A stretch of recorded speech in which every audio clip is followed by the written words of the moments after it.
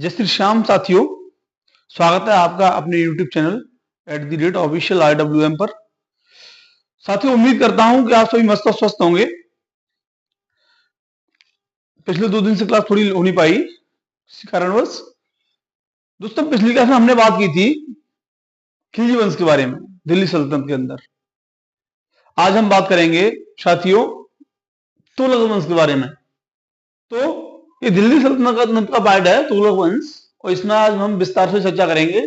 और ये तुगलक वंश भी हो सकता है पार्ट 2 में कंप्लीट हो या 1 में कोशिश करूंगा करने की आज। तो आप साथ बने रहिए। देखिए, ध्यान दीजिए, आप जो है कॉपी पेन लेके बैठ जाइए, अपना तरीके से नोट करते चलिए। देखिए साथियों, हम बात कर रहे हैं दिल्ली सल्तनत की। इस दिल्ली सल्तनत में जो तुगलक वंश है उसकी बात करेंगे आज। जो तुगलक वंश था वो 1320 से 1414 तक, 1320 से 1414 तक जो है इसका कार्यकाल रहा था। तुगलक वंश की बात करें तो इसकी जो नींव जो है 5 सितंबर 1320 ईस्वी को खुसरो खां को पराजित कर किसने? गाजी मलिक ने। यानी जो गयासुद्दीन तुगलक था, उसने गाजी मलिक या तुगलक गाजी गयासुद्दीन तुगलक के नाम से जो दिल्ली की गद्दी पर उस पर बैठा था। कब बैठा था? ये 8 सितंबर 1320 ईस्वी को। 5 सितंबर 1320 ईस्वी को इसने खुसरो खां को पराजित किया था। उसके जस्ट 3 दिन बाद 8 सितंबर 1320 ईस्वी को कौन?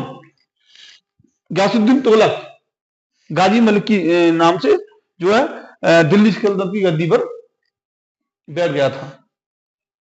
ठीक है दोस्तों, आगे बात करें तो जो आपका दिल्ली सल्तनत था, इसमें जो गाजी मलिक है गयासुद्दीन तुगलक, इसने सिंचाई के लिए सबसे बेहतरीन काम किए, कुएं और नहरों का निर्माण करवाया था। ऐसा करने वाला ये प्रथम दिल्ली सल्तनत का शासक था जिसने अपने कार्यकाल में कुएं और नहरों का सिंचाई के लिए निर्माण करवाया था। ठीक है दोस्तों, आगे बात की जाए तो जो ये तुम्हारा जो है गयासुद्दीन तुगलक था, इसने दिल्ली के ही समीप एक जगह पर तुगलकाबाद नाम से एक नगर भी बसाया था। आप इसको नोट कर लेना। क्या किया था इसने? दिल्ली के समीप ही एक तुगलकाबाद नाम से एक नगर की स्थापना की थी। ठीक है दोस्तों, आगे बात करें तो जो गयासुद्दीन तुगलक था, इसकी मृत्यु हो जाती है 1325 ईस्वी में। कब हो जाती है दोस्तों? 1325 ईस्वी में। इस जो जूना खां था, उसने एक लकड़ी का एक महल का निर्माण करवाया था। उस महल में जब ये जाता है, रहता है वहां पर, तो उसमें दब करके इसकी मृत्यु, गयासुद्दीन तुगलक की जो है मृत्यु हो जाती है। कब जाती है? 1325 ईस्वी में। उसके बाद में साथियों जो जूना खां होता है, वो मोहम्मद बिन तुगलक के नाम से दिल्ली सल्तनत की गद्दी पर जो है विराजमान हो जाता है, बैठ जाता है। ठीक है, और आगे बात करें तो ये मोहम्मद बिन तुगलक है, जो जूना खां था, जूना खां का ही नाम था मोहम्मद बिन तुगलक, जो बैठा था। और मोहम्मद बिन तुगलक है, उसका नाम जो रियल नाम था वो जूना खां था। जूना खां मोहम्मद बिन तुगलक एमबीटी के नाम से, मोहम्मद बिन तुगलक के नाम से दिल्ली सल्तनत की गद्दी पर जो है बैठता है। ठीक है, जब गयासुद्दीन तुगलक की मृत्यु हो जाती है। आगे बात करें तो मोहम्मद बिन तुगलक के शासनकाल में अफ्रीकी एक यात्री था इब्न बतूता, ये भारत में आया था। ठीक है, इसने एक रहला नामक पुस्तक की रचना की थी। कौन सी पुस्तक की? रहला नामक पुस्तक की रचना की थी। किसने? इब्न बतूता ने। इस पुस्तक में इसने मोहम्मद बिन तुगलक की सारी घटनाओं का, यात्राओं का वर्णन को जो है विस्तारित रूप से किया है। ठीक है, आगे बात करें दोस्तों तो जो मोहम्मद बिन तुगलक था, ये एमबीटी, इसने कृषि के विकास के लिए एक नया नवीन अमीर है कोई नामक एक नवीन जो विभाग की रचना की। किसी की? अमीर है कोई नामक एक नवीन जो है विभाग की रचना की थी। ठीक है, नया विभाग बनाया था, और अकाल संहिता भी इसने तैयार करवाई थी। इस चीज का आप ध्यान रखना। और मोहम्मद बिन तुगलक ने, एमबीटी ने क्या किया था? अपनी राजधानी जो दिल्ली से देवगिरी ले गया था, और देवगिरी का नाम उसने बाद में बदल के दौलताबाद रख दिया। क्या नाम बदल दिया, उसका नाम दौलताबाद रखा। ठीक है दोस्तों, यहां तक आपने नोट कर लिया होगा, समझ लिया होगा। मैं चाहता हूं कि आप इसको जल्दी से नोट कर लें या इसका स्क्रीनशॉट ले लें और हम आगे बढ़ जाते हैं आज।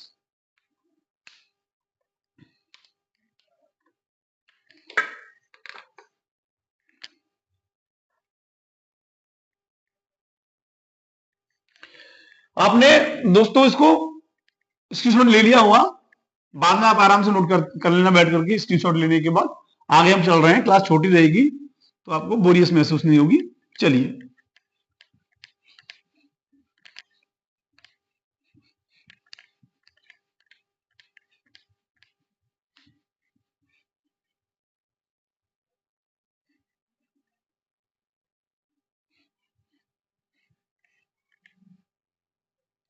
देखिए दोस्तों, आगे हम बात करें तो इसकी जो है मोहम्मद बिन तुगलक जो है उसका चचेरा भाई है फिरोज शाह तुगलक। मोहम्मद बिन तुगलक है एमबीटी, उसका चचेरा भाई है फिरोज शाह तुगलक, वो दिल्ली की गद्दी पर बैठता है। इसके बाद देखिए, एमबीटी के बाद यानी मोहम्मद बिन तुगलक के बाद, एमबीटी बोले तो मोहम्मद बिन तुगलक, इसके बाद इसका चचेरा भाई है, किसका, एमबीटी का चचेरा भाई फिरोज शाह,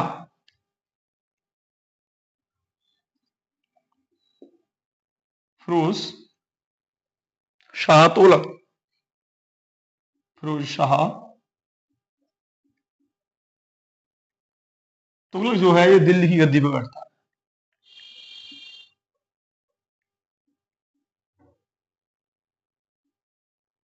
बैठा। ठीक है, ये फिरोज शाह जो तुगलक था, इसने साथियों जो जजिया कर था वो ब्राह्मणों पर भी लगाया था। ब्राह्मणों पर जजिया कर की छूट हुआ करती थी, आप इसको लिख लीजिए।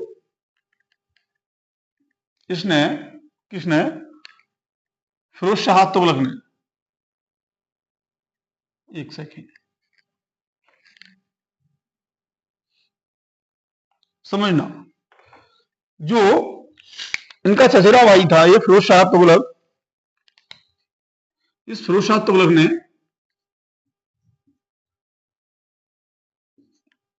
ब्राह्मणों पर भी जो जजिया कर लगाया था।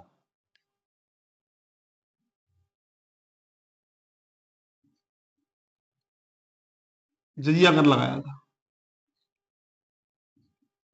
ध्यान रखना दोस्तों, इंपॉर्टेंट फैक्ट है ये। इसने कुछ नगर भी बसाए थे फिरोज शाह तुगलक ने, उनके नाम मैं आपको नोट करा देता हूं। देखिए, एक तो था इसका जौनपुर, जौनपुर, दूसरा था आपका फिरोजाबाद, हरियाणा। कौन सा फिरोजाबाद है, हरियाणा वाला, HR। ठीक है, और इसके अलावा इसने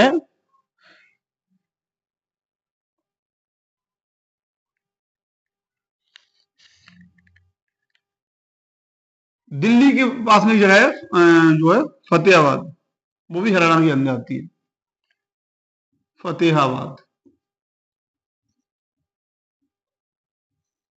दिल्ली।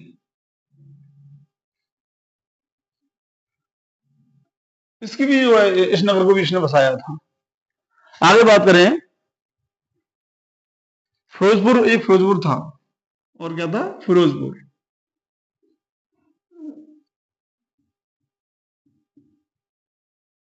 फिरोजपुर, ये नगर इसने बसाए थे, प्रमुख नगर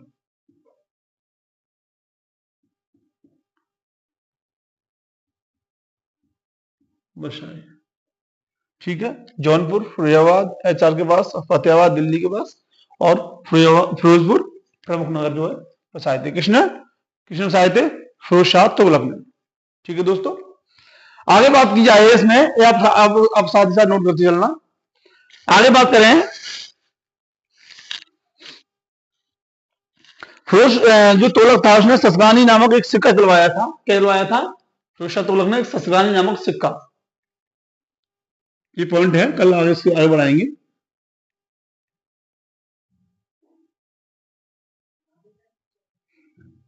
फिरोज शाह तुगलक ने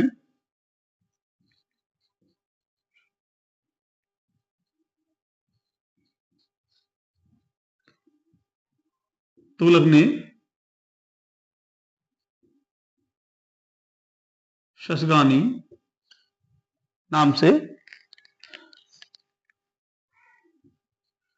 नामक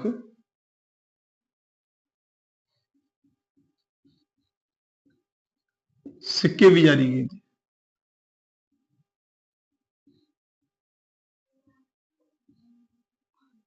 ठीक है साथियों, ये क्लास आज की काफी है, क्योंकि फिर लंबी क्लास हो जाती है तो आपको बोरियस महसूस होता है।